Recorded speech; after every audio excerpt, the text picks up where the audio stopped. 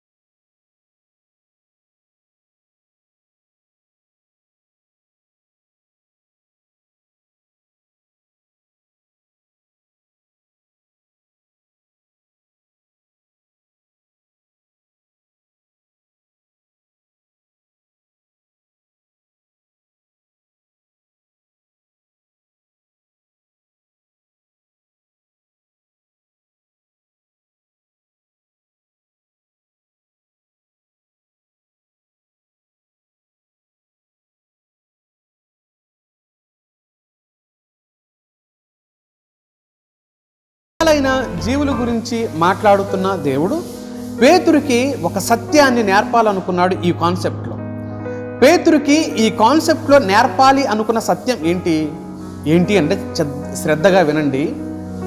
చాలా వివరంగా నేను మాట్లాడడానికి ప్రయత్నం చేస్తాను, గమనించండి. శ్రద్ధగా వినండి, ఆలోచించడానికి ప్రయత్నించండి. అపోస్తుల కార్యగ్రంథం 10వ అధ్యాయం కొర్నేలి గురించిన సందర్భం ఇందులో మనం చూస్తాం. కొర్నేలి సదరు క్రైస్తవ విశ్వాసులందరికీ కూడా ఒక ఆదర్శప్రాయమైన వ్యక్తిగా, సుపరిచితమైన వ్యక్తిగా లేఖనం మనకు అతని గురించి చాలా విషయాలు తెలియపరిచినట్లుగా మనం చూడగలుగుతాం. సరే, ఏమి తెలియపరిచింది? కొర్నేలి యూదుడు కాదు, యూదుడు కాకుండానే యూదుల దేవునికి ప్రార్థన చేస్తున్నవాడు. కనుక పేతురు సంగతి ఏంటి? పేతురు పరిస్థితి ఏంటి? పేతురు యూదులకు మాత్రమే స్వార్థ ప్రకటించాలి, మిగతా వాళ్ళతో సత్సంబంధం కానీ సహవాసం కానీ చేయకూడదు అనుకునే భావన కలిగినవాడు. ఆ కారణం చేత ఇక్కడ పేతురు కొర్నేలి దగ్గరికి వెళ్ళి ప్రార్థన చేయాలి. కొర్నేలి దగ్గరికి వెళ్ళి ప్రార్థన చేయాలి. అయితే అన్యమనస్కంగా ఉన్నాడు పేతురు. వెళ్ళి ప్రార్థన చేసే పరిస్థితిలో అతడు లేడు. కాబట్టి యూదులు అన్యులు ఇద్దరినీ దేవుడు ఒకే రకంగా ప్రేమిస్తున్నాడు. ఇద్దరి పట్ల దేవుడు ఒకే అభిప్రాయాన్ని కలిగి ఉన్నాడు. కనుక నిషిద్ధమైన వ్యక్తులంటూ ఎవరూ లేరు దేవునికి. కాబట్టి నువ్వు ఖచ్చితంగా వెళ్ళాలి అనే భావన కోసం ఆ దుప్పటి లాంటి ఆ పాత్రలో దించబడిన ఆ పాత్రలో ఉన్న ఆ జంతువులు మనుషులకు పోల్చాడు దేవుడు. మనుషులకు పోల్చి ఆ మనుషులు అందరూ కూడా దేవునికి కావలసిన వాళ్ళే అన్నాడు. అపోస్తుల కార్యగ్రంథం 10వ అధ్యాయం 28వ వచనంలో ఇలా చదువుతాం. అప్పుడు అతడు అన్యజాతి వానితో సహవాసం చేయుటైనను అట్టివానిని ముట్టుటైనను యూదునికి ధర్మము కాదని మీకు తెలియను. అయితే ఏ మనుషుడును నిషేధింపదగిన వాడని అయినను అపవిత్రుడని అయినను చెప్పకూడదని దేవుడు నాకు చూపించి ఉన్నాడు. పేతురు అతనికి కలిగిన మిద్దె మీద, ఆ మేడ మీద ఉన్నప్పుడు అతనికి కలిగిన దర్శన భావాన్ని చెబుతున్నాడు. 10వ అధ్యాయం అపోస్తుల కార్యగ్రంథం 28వ వచనంలో చెబుతున్నాడు. ఆ దుప్పటి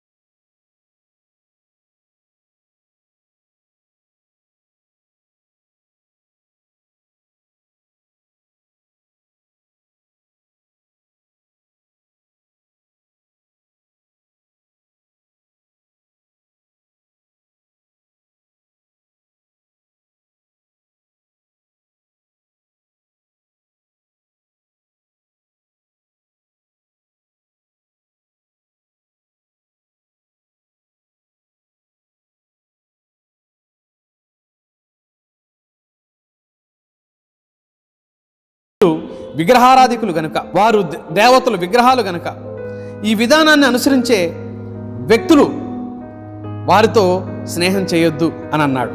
ఏ విధంగా అన్యజనులు దేవుని ఎదుట ద్వేషించబడ్డారు, దానికి గల కారణం వారి ఆచారం, వారి అలవాట్లు, వారి పద్ధతులు.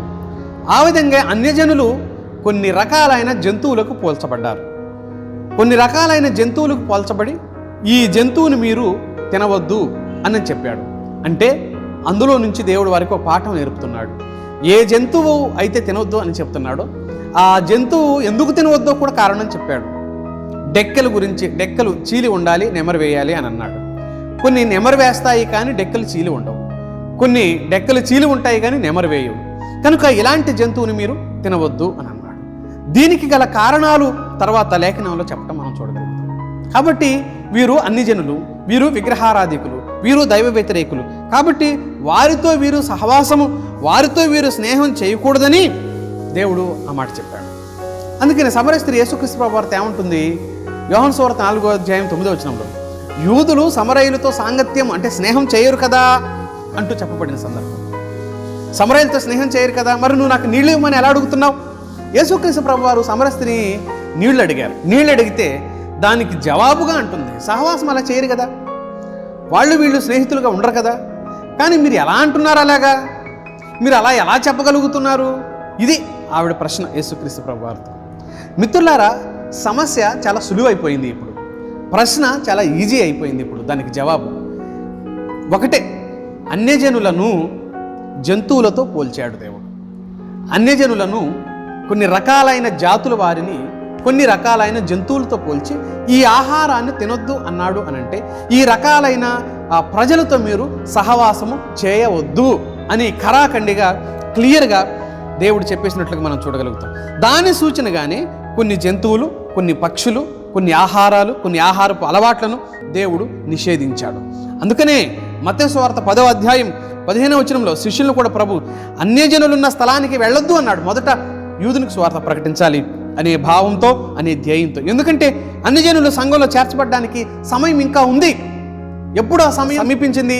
ఎప్పుడు ప్రవేశించారు అన్యజనులు అనంటే యేసుక్రీస్తు ప్రభు వారి శిలువ మరణ పునరుద్ధానముల అనంతరం అన్యజనులకు కూడా సువార్త కృప విస్తరించినట్లుగా మనం లేఖనంలో చూడగలుగుతున్నాం. కనుక ఆ తర్వాత సువార్త అందరికీ అందించబడింది.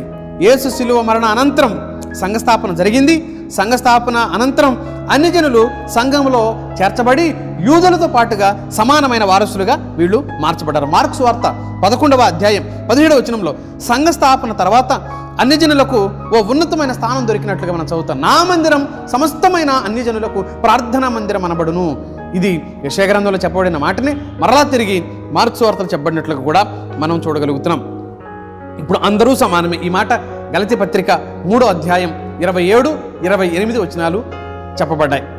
అందరూ ఆఖరికి స్త్రీ అని, పురుషుడని, యూదుడని, గ్రీసు దేశస్థుడని అసలు భేదమేమీ లేదు, అందరూ క్రీస్తునందు ఒకటే ఏకమై ఉన్నారు అని చెప్పాడు దేవుని వాక్యం. మిత్రులారా, ఇక్కడ స్పష్టమైపోయింది విషయం, క్లియర్ అయిపోయింది. ఎంత క్లియర్గా ఉంది దేవుని వాక్యం అనంటే, మొదట మళ్ళీ చెప్తున్నా, ఈ జంతువులు తినొద్దు అన్న జంతువులు కొన్ని రకాలైన అన్య జాతుల ప్రజలకు పోల్చబడ్డారు. యేసుక్రీస్తు ప్రభువారి శిలువ మరణ అనంతరం, పునరుద్ధాన అనంతరం, సంఘస్థాపన పెంతెకోస్తు దినము తర్వాత అనంతరం ప్రజలందరికీ సువార్త ప్రకటించబడింది. అందరికీ అంతటా సువార్త ప్రకటించబడింది. అందరూ మారుమనసు పొందాలి అని ప్రకటించబడింది. యేసు రక్తంలో పాపాలు పరిహరించబడతాయని ప్రకటించబడింది. ఆ కారణం చేత ప్రజలందరూ యేసు రక్తం దగ్గరికి వచ్చే అవకాశం కల్పించబడింది. కనుక ఎవరైనా రావచ్చు. అంటే దీనిని బట్టి ఏమి జరుగుతుంది? దీనిని బట్టి ఏమి నేర్పించాలనుకున్నాడు దేవుడు? ఇప్పుడు నిషిద్ధమైనది ఏదీ లేదు అని చెప్పడానికి ప్రయత్నం చేశాడు. ఇప్పుడు నిషిద్ధమైనది ఏదీ లేదు. ఆ దినాన్న వారు కలిగి ఉన్న అజ్ఞానాన్ని బట్టి, వారు కలిగి ఉన్న అవివేకాన్ని బట్టి, వ్రాతప్రతులు లేని కారణం చేత, వ్రాసే అవకాశాలు సరిగ్గా లేని కారణం చేత, అంత మాత్రమే కాదు, రాసినది చదవటానికి అందరికీ అవకాశం కూడా లేని కారణం చేత, ఇలాంటి పరిస్థితుల నడుమ ప్రజలకు కొన్ని నియమాలు, కఠిన నియమాలు ఇచ్చాడు. ఈ ఆహారం తినొద్దు అని అంటే ఈ జాతి అయిన వారితో మీరు సాంగత్యం, సహవాసం చేయొద్దు అని అన్నాడు. లేవీకాండము 11వ అధ్యాయం 3వ వచనం మనం చదివినప్పుడు గిట్టలు చేలడం గురించి మాట్లాడతాడు. గిట్టలు చీలడం అనంటే ప్రత్యేకమైన నడకను జ్ఞాపకం చేస్తుంది. నెమరు అనంటే ధ్యానానికి సాదృశ్యంగా మనం ఇలా ఆలోచన చేయొచ్చు. గిట్టలు చీలి ఉండటం అది ప్రత్యేకమైన నడక, అది ప్రత్యేకమైన ఆలోచన విధానం. నెమరు ఖచ్చితంగా ధ్యానానికి గుర్తుగా. గిట్టలు చీలి నెమరు వేయనిది, నెమరు వేస్తూ గిట్టలు చీలనిది. ఇది వేషధారణకు గుర్తుగా, ఒక రకంగా పరిసయ సమూహానికి గుర్తుగా మనం వీరిని చూడొచ్చు. ఈనాడు కూడా క్రైస్తవ సమాజంలో ఫలించని అంజూరపు చెట్టులాగా పచ్చగా కనబడుతున్న వాళ్ళు చాలామంది ఉన్నారు. పచ్చగా కనబడతారు కానీ వీరు ఫలించరు. వీళ్ళ దగ్గర ఉన్నది ఏంటి అని అంటే కేవలం వేషధారణ. ఈ వేషధారులైన అన్ని జనులు ఉన్నారు. వీళ్ళు భక్తి చేస్తున్నట్లుగానే ఉంటారు, వీళ్ళు భక్తి పరులుగానే ప్రవర్తిస్తూ ఉంటారు. కనుక అలాంటి వారు చేసే చర్యలు, క్రియలు హేయమైనవి, అవి దేవుడు మెచ్చేవి కావు, దేవునికి నచ్చినవి కావు, నచ్చేవి కావు. కనుకనే ఆ కారణాన్ని బట్టి, ఆ విషయాన్ని బట్టి మీరేం చేయాలి అని చెబుతున్నాడు దేవుడు అనంటే, మీరు చేయవలసింది వారికి దూరంగా ఉండాలి. వారికి దూరంగా ఉండాలని దేని ద్వారా చెబుతున్నాడు అనంటే ఖచ్చితంగా ఫలానా జంతువునికి పోల్చి వాళ్ళని ఈ ఆహారం మీరు తినొద్దు, ఆ ప్రజలతో మీరు కలిసి ఉండొద్దు. ఒక నియమాన్ని పెట్టాడు దేవుడు అనంటే అందులో ఒక నీతిని కూడా ఆయన ప్రవేశపెట్టాడన్న విషయం మనం ఖచ్చితంగా గుర్తుపెట్టుకోవాలి మిత్రులారా. ఒక నీతిని కూడా అందులో అమలు చేస్తున్నాడు దేవుడు. ఆ నీతిని ప్రజల ద్వారా నెరవేర్పులోకి తీసుకొని రావటం కోసం నియమాన్ని పెట్టాడు తప్ప నియమమే ముఖ్యమైంది అన్నట్లుగా కాదు. క్రొత్త నిబంధన సంఘంలోకి వచ్చిన తర్వాత వాక్యం ప్రకటిస్తూ ఉండగా, అపోస్తలులు అనేక రకాలుగా దేవుని వాక్యాన్ని అందిస్తూ ఉండగా దాని విషయమైన స్పష్టత దేవుడు ఇచ్చినట్లుగా మనం చూడగలుగుతున్నాం. అలాగే 9వ వచనంలో, లేవీకాండం 11వ అధ్యాయం 9వ వచనంలో రెక్కల గురించి మాట్లాడుతున్నాడు. రెక్కలు ఎదురెదడానికి పొలుసులు, వీటిని నీటిని బయట ఉంచడానికి ఈ పొలుసులన్నీ కలిసి ఉండటం, చేపలు కానీ ఇతర ఏమైనా పొలుసులు కలిగిన జీవులు కానీ. రెక్కలు పొలుసులు లేనివారు లోతు దేమా వంటి వారు. అంటే ఒక రకంగా ఈ పొలుసులు, ఈ రెక్కలు ఏమవుతున్నాయంటే బయట నుండి ఆ నీటిని ఈ జంతువు లోపలికి, ఈ జీవి లోపలికి, ఈ ప్రాణి లోపలికి పోకుండా అవి ఆపుతున్నట్లు. కానీ ఈ లోకములో ఉన్నది ఏది కూడా మీ లోపలికి, ఈ లోక సంబంధమైన ఆచారం కానీ, ఈ లోక సంబంధమైన అలవాట్లు కానీ మీ లోపలికి రాకుండా మిమ్మల్ని మీరు అడ్డుకోవాలి అనే ఉద్దేశంతో ఏం చెప్పాడు ఇక్కడ, ఫలానా జీవిని మీరు తినొద్దు అంటే పొలుసులు లేనివి, రెక్కలు లేనివి తినొద్దు అన్నట్లుగా మాట్లాడుతున్నాడు. అంటే ఈ రెండింటిలో ఇది నీతి. నెమరు వేయటం, రెక్కల గురించి. నెమరు వేయటం అంటే ధ్యానం చేయని వ్యక్తులు, నెమరు వేయకపోవటం ధ్యానం చేయని వ్యక్తులు. గిట్టెలు చీలి ఉండకపోవటం అంటే ప్రత్యేకంగా దేవుని కోసం నడవని వారు. ఈ పొలుసులు లేని వ్యక్తులు ఎవరు అంటే లోకాన్ని తమలోకి ఆహ్వానించేవాళ్ళు, లోకాన్ని తమలోకి స్వీకరించేవాళ్ళు. ఇలాంటి వ్యక్తులు ఖచ్చితంగా దైవిక వ్యతిరేకమైన ఆలోచనలు కలిగి ఉంటారు. కాబట్టి ఆ వ్యక్తుల పట్ల చాలా జాగ్రత్తగా ఉండండి అని చెప్పాడు. దీంట్లో మరొక విషయాన్ని కూడా నేను జ్ఞాపకం చేస్తాను. మనం తినే ఆహారం ఏదైతే ఉందో, మనం తింటున్న ఆహారం మనిషిని అపవిత్రపరుస్తుందా? దేవుడు ఫలానా పండుని, ఫలానా కాయను, లేకపోతే ఫలానా ఆహారాన్ని, ఫలానా భోజనాన్ని తినొద్దు అని ఒకవేళ ఒక విశ్వాసికి చెప్పాడు అని అంటే, ఒకవేళ ఆ ఆహారం వలన, ఆ పదార్థం వలన, ఆ మాంసం వలన మానవుడు లేకపోతే మనిషి దానిని తినినవాడు అపవిత్రుడిగా ఎంచబడతాడా? దానిని తినినవాడు అపవిత్రుడైపోతాడా? పాపిగా మారిపోతాడా? నిజానికి ఫలానా ఆహారం తినటం వలన పాపులమైపోతాము అనుకునేవి ఏమీ ఉండవు. అది ఆహారం అయితే. దీనికి తలతిక్క ప్రశ్న వేసి గుట్కా తింటే అపవిత్రం కామా, చుట్టా బీడీలు తాగితే, పొగాకు పొడులు తింటే లాంటివి అపవిత్రులం కామా అనే మాటలు ఒకవేళ మీరంటే అది ఆహారం కాదు నాయన, అది గుర్తుపెట్టుకొని మాట్లాడాలి. ఒకవేళ ప్రశ్నించాలి అని అనుకుంటే అది ఆహారం కాదు. అది ఎందుకు తింటాం? కడుపు నింటానికి కాదు, కాలు నింటానికి కాదు, అది ఎందుకు కాదు, అది ఆహారాల జాబితాలోకి చేర్చబడవు. ఇది తింటే ప్రమాదం అని దాని మీద రాసింది కనుక ఆ విజ్ఞత కలిగిన వాడు దాన్ని ఎలాగూ తినడు, అది వేరే సంగతి. ఇకపోతే ఆహారాల వలన మానవుడు అపవిత్రుడు అవుతాడా? మార్కు సువార్త 7వ అధ్యాయం 19-20 వచనాల్లో ఇలా ఉంది. అది వాని హృదయంలో ప్రవేశింపక కడుపులోనే ప్రవేశించి బహిర్భూమిలో విడవబడును. ఇట్లు అది భోజన పదార్థములన్నింటినీ అపవిత్రపరచును. మనుష్యుని లోపల నుండి బయలు వెళ్ళునది మనిషిని అపవిత్రపరచును. లోపలి నుండి అనగా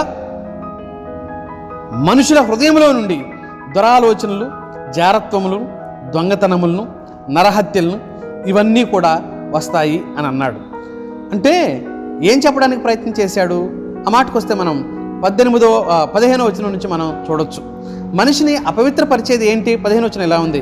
వెలుపల నుండి అంటే బయట నుండి లోపలికి పోయి మనిషిని అపవిత్రునిగా చేయగలిగినది ఏదీ లేదు, కానీ లోపలి నుండి బయలు వెళ్ళునవే మనుషులను అపవిత్రులుగా చేయును అని అన్నాడు.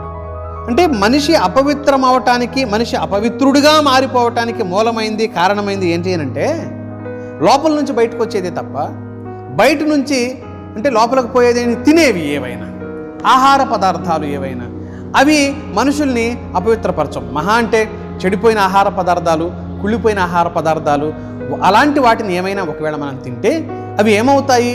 వాటి వలన మనకి ఏం కలుగుతుంది అంటే మనం ఖచ్చితంగా జబ్బు పడతాం, అనారోగ్యం పాలవుతుంది, కానీ అపవిత్రం పాలు కాం. ఈ విషయాన్ని కొంత తార్కికంగా ఆలోచన చేయవలసిన అవసరత ఉంది. కనుక మిత్రులారా, ఏ కాలంలోనైనా, ఏ స్థలంలోనైనా, ఏ పరిస్థితుల్లోనైనా మనిషి తిన్న పదార్థాన్ని బట్టి అపవిత్రుడు కావటం లేదు, తిన్న ఆహార పదార్థాన్ని బట్టి పాపిగా ఎంచబడటం లేదు. మానవుడు స్వతహాగా తనలో పాపం ఉందనే విషయాన్ని జ్ఞాపకం చేసుకోగలగాలి. దేవుడు ఒక నీతిని ప్రత్యక్షపరచడానికి, నేను ఆనాడు ఒక సూత్రం చెప్పాను మొదటి వర్తమానాలు. ఏంటి ఆ సూత్రం అని అంటే, స్కూల్లో టీచర్ గారు పిల్లలతో చెప్తున్న సూత్రం. నోటి మీద వేలేసుకోండి అని టీచర్ గారు చెబుతుంది. టీచర్ గారికి ఆ క్లాస్ రూమ్లో, ఆ హాల్లో కావాల్సింది ఏంటి అంటే సైలెన్స్ కావాలి, సైలెంట్గా ఉండాలి పిల్లలు. అందుకోసం సైలెంట్గా ఉండటం కోసమే టీచర్ గారు ఏం చేస్తున్నారు, నోటి మీద వేలు పెట్టుకోమని చెప్పారే తప్ప కేవలం నోటి మీద వేలు పెట్టుకోవటం అనే అంశం ఏదైతే ఉందో అది మౌనంగా ఉండటం కోసం చెప్తున్నారు తప్ప, మౌనంగా ఉండాలి అనేది ఆకాంక్షించి చెప్పారు తప్ప, ఆ క్రమం, ఆ పద్ధతి, ఒక నియమాన్ని, ఒక క్రమాన్ని, ఒక విధానాన్ని తీసుకొని రావటానికి అది సైలెంట్గా ఉంటుంది. అంతేగాని నోటి మీద వేలేసుకోవటం వలన సైలెన్స్గా ఉండరు. అది ఒక ముంగుర్తుగా టీచర్ చెప్తూ వచ్చారు అని నేను గత సందేశాల్లో కూడా చెప్పాను. ఆహార పదార్థాలు కానీ ఇవన్నీ ఏంటి అని అంటే ఒక నీతిని నాటి ప్రజలకు దేవుడు చెప్పడానికే ఈ మాట చెప్పాడు. పండు తిని ఆదాము పాపి అయ్యాడా? పండు తినాలి అనే ఆలోచన వారిని అపవిత్రం చేసిందా అనేది ఆలోచన చేయాలి. పండు తిన్నందువల్ల పాపి కాదు, ముందే పాపి అయిపోయాడు. ఎప్పుడు? పండు తినాలనే కాంక్ష కలిగిన, దేవుడు చేయొద్దు అనే పనిని చేయాలి అనే కోరిక వీరి మనసులో ఏనాడైతే కలిగిందో, ఏ క్షణమైతే కలిగిందో వీళ్ళు ఆనాడే అపవిత్రులుగా మారిపోయారు. ఆజ్ఞాతిక్రమం అక్కడే జరిగింది. అతిక్రమణ ఎక్కడ జరిగింది? క్రియలో కాదు, మొదట అంతరంగంలో జరిగింది. ఆజ్ఞాతిక్రమణ మొదట అంతరంగంలో జరిగింది, ఆ తర్వాత అది క్రియారూపకం దాల్చింది. కామపు కోరిక, మోహపు చూపు అంతరంగంలో కలుగుతుంది, ఆ తర్వాత క్రియారూపకం దాల్చుతుంది. దొంగతనం చేయాలి అని మనసులో తీర్మానించుకుంటాడు, నిర్ణయించుకుంటాడు, ఆ తర్వాతనే దొంగతనం చేస్తాడు, అది క్రియలోకి వస్తుంది. క్రియలోకి వచ్చిన తర్వాత, దొరికిన తర్వాత దొంగ అవుతాడు. కానీ దేవుని దృష్టిలో ఆలోచన వచ్చిన నాడే వీడు దొంగ. ఆలోచన వచ్చిన క్షణంలోనే ఇతడు దొంగ. పాత నిబంధనలో అన్యజనులు అపవిత్రులు, క్రమం లేని వారని చెప్పడానికి ఆహార పదార్థాలతో పోల్చి, కొన్ని జంతువులతో పోల్చి వాటిని నిషేధించాడు తప్ప అవన్నీ నిజానికి అపవిత్రత ఆ జీవులలో లేదు, ఆ ప్రాణులలో లేదు, ఆ ఆహారంలో అపవిత్రత లేదు. ఇవి ఆధ్యాత్మిక పాఠాలను నెరవేర్చడం కోసం దేవుడు ఏర్పాటు చేసిన నియమాలు. రోమీయులకు రాసిన పత్రిక 4వ అధ్యాయం మొదటి 4 వచనాల్లో దేవుని మాటను మనం ఇలా చదవచ్చు. కాబట్టి శరీరము విషయమై మన మూల పురుషులకు అబ్రహామునకేమి దొరికినని అందుము. అబ్రహాము క్రియల మూలముగా నీతిమంతుడని తీర్చబడిన ఎడల అతనికి అతిశయ కారణము కలుగును, కానీ అది దేవునికి ఎదుట కలగదు. లేఖనమేమి చెప్పుచున్నది? అబ్రహాము దేవుని నమ్మెను, అది అతనికి నీతిగా ఎంచబడెను. పని చేయు వానికి జీతం రుణమే గాని దానమని ఎంచబడదు. పని చేయక భక్తిహీనుని నీతిమంతునిగా తీర్చువాని అందు విశ్వాసం ఉంచువానికి వాని విశ్వాసము నీతిగా ఎంచబడుతుంది. కొంత తార్కికంగా ఉన్న వాక్యం ఇది. ఏంటిది? అబ్రహాము తన క్రియలు చేసినందువల్ల నీతిమంతుడయ్యాడా? అతడు నీతిమంతుడు అవటానికి కారణం ఏమైంది? దేవుణ్ణి నమ్మినందువలన ఉచితముగా నీతిమంతుడిగా అబ్రహాము ఎంచబడ్డాడు. అబ్రహాము నీతికి మూలము, అబ్రహాము నీతికి కారణము అతడు చేసిన మంచి పనులు అని చెప్పడం లేదు బైబిల్. ఈ రోజున కొన్ని ఆహార పదార్థాలను తినటం వలన అపవిత్రులు అవుతాం, తినకుండా ఉండటం వలన నీతిమంతులం అవుతామని చెప్పడం అనేది అబద్ధం. మనలను నీతిమంతులుగా తీర్చువాడు యేసు. యేసు రక్తము ప్రతి పాపం నుండి మనల్ని పవిత్రులుగా చేస్తుందనే వాక్యము నిజం. ఈరోజు మన నీతికి ఆధారం, మన నీతికి మూలం యేసుక్రీస్తు ప్రభువారు, ఆయన శిలువ రక్తం. ఇందులో ప్రశ్నించడానికి కానీ, ఇందులో ఆలోచన చేయడానికి కానీ మరొక విషయం ఏది లేదనే విషయాన్ని కూడా నేను ప్రభువుని బట్టి జ్ఞాపకం చేస్తున్నాను మిత్రులారా. అందుకని దేవుని వాక్యం ఏం చెప్తుందో చూడండి. కొరింథీ మొదటి పత్రిక 10వ అధ్యాయం 25వ వచనం, మనస్సాక్షి నిమిత్తము ఏ విచారణయు చేయక కటికవాని అంగడిలో అమ్మునదేదో దానిని తినవచ్చును అని అన్నాడు. కటికవాని అంగట్లో ఏది దొరుకుతుందో అది తినొచ్చు. అది మనస్సాక్షి ఒకవేళ నిన్ను ఖండించి, నిన్ను గద్దించి, ఇబ్బంది పెడితే అది తినొద్దు అని అన్నాడు. కొన్ని ప్రాంతాల్లో కొన్ని ఆహార పదార్థాలు ఆ సంస్కృతిని బట్టి, ఆ తెగలను బట్టి, వారి యొక్క ఆచార విధానాలను బట్టి వారు అసహించుకుంటారు, నిషేధిస్తారు.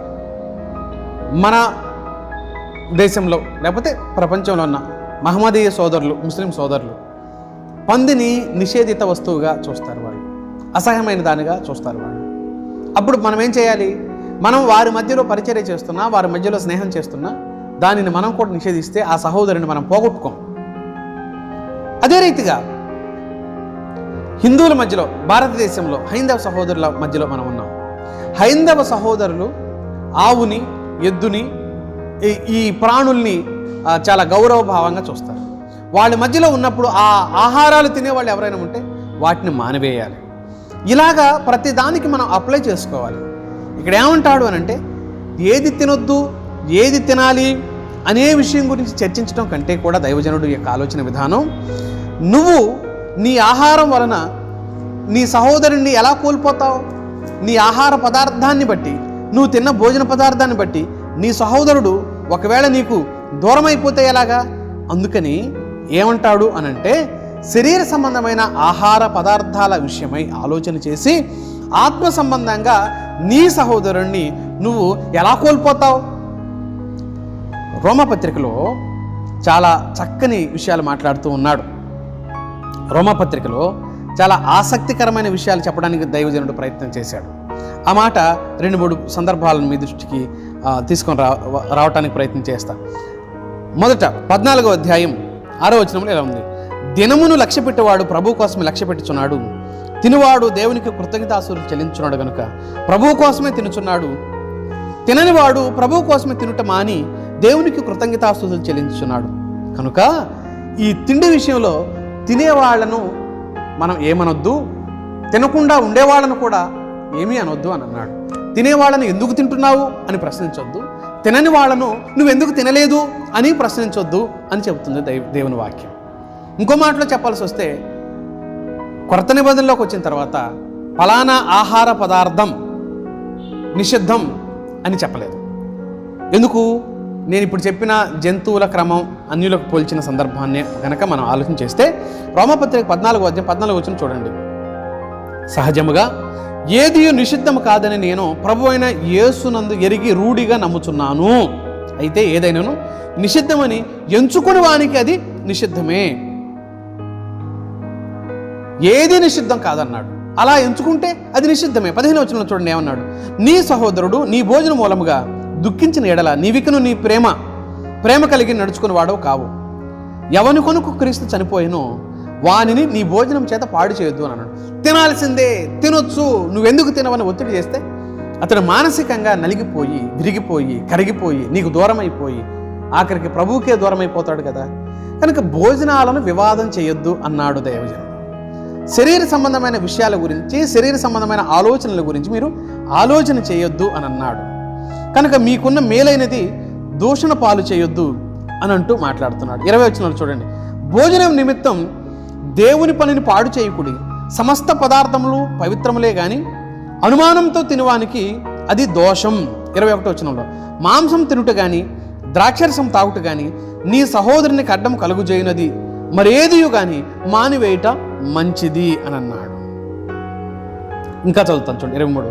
అనుమానించువాడు తినని ఎడల విశ్వాసం లేకుండా తినును గనుక దోషి అని తీర్పు నందును, విశ్వాసం మూలము కానిది ఏదో అది పాపము అంటూ మాట్లాడుతున్నాడు. మిత్రులారా, నా ప్రియ స్నేహితులారా, విషయం స్పష్టం, చాలా సులభం కూడా. ఎందుకు స్పష్టం, ఎందుకు సులభం అని నేను మాట్లాడుతున్నాను అని అంటే, దీన్ని సాగదీయవలసిన అవసరం కూడా లేదు, దీన్ని రాద్ధాంతం చేసుకోవాల్సిన అవసరం అసలు ఏమాత్రం కూడా లేదు. చూడండి, తిమోతికి పౌలు రాస్తూ 4వ అధ్యాయం 3వ వచనం, ఆ అబద్ధికులు వాత వేయబడిన మనస్సాక్షి గలవారై వివాహమును నిషేధించుచు సత్య విషయమై అనుభవ జ్ఞానం గల విశ్వాసులు కృతజ్ఞతాస్తుతులు చెల్లించి పుచ్చుకునే నిమిత్తం దేవుడు సృజించిన ఆహార వస్తువులను కొన్నిటిని తినుట మానవలనని చెప్పుదురు. ఎవరు చెప్తున్నారు? ఆ అబద్ధికులు అంట. దుర్బోధ ఏంటి?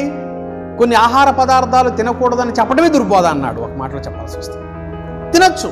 ఆ మాటకు వస్తే తినని వాళ్ళు, వాటిని సహించని వాళ్ళు, వాటిని భరించని వాళ్ళు, వాటిని ఓర్చుకోలేని వాళ్ళు, అవి రుచించని వాళ్ళు ఎవరైతే ఉన్నారో వాళ్ళు తినకపోతే వాళ్ళని ఇబ్బంది పెట్టొద్దు అని అన్నాడు. కనుక విశ్వాసం మూలము కానిది ఏదో పాపము అని చెప్పడంలో గల దైవజను యొక్క అంతరార్థం ఏంటి అని అంటే, భోజనం భౌతిక సంబంధమైంది.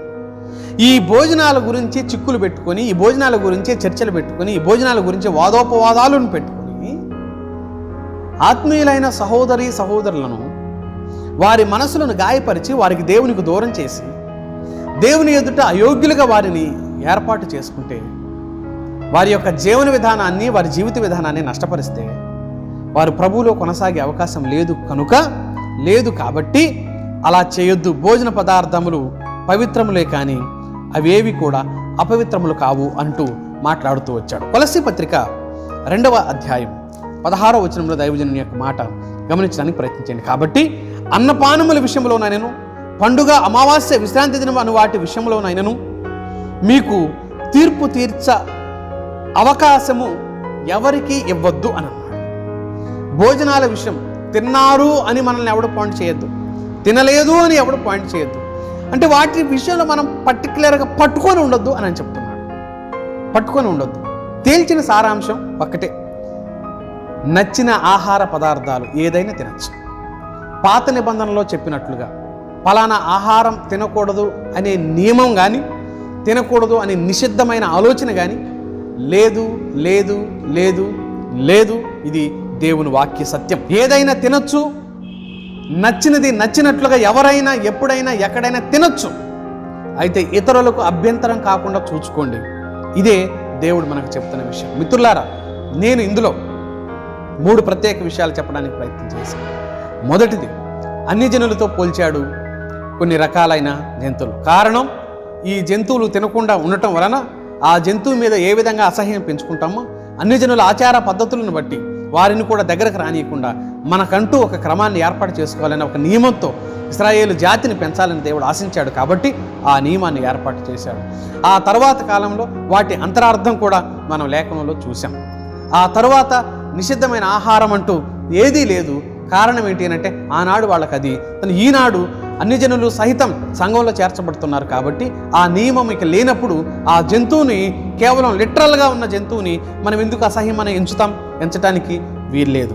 దేవుడు సృజించిన ప్రతిదీ పవిత్రమే కానీ అపవిత్రము కాదు అని రోమపత్రిక 14వ అధ్యాయం 14వ వచనం చాలా స్పష్టంగా సుస్పష్టంగా చెప్పబడింది.